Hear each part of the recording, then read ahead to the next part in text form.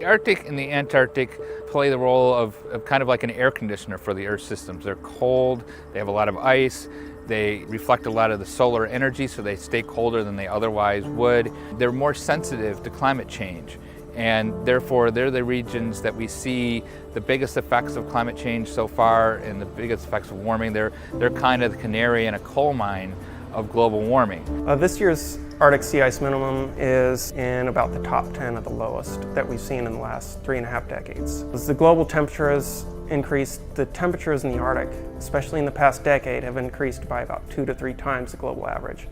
And so what's happening is temperatures increase, ice melts.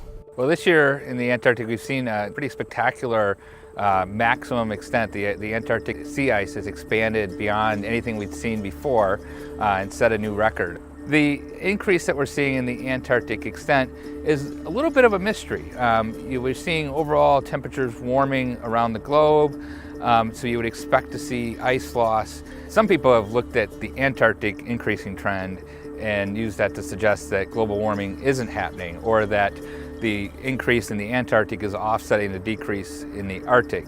And that's simply not true. If you look at just simply the magnitudes of the changes we're seeing, in the wintertime, the Arctic is decreasing about twice as fast as what the Antarctic is increasing.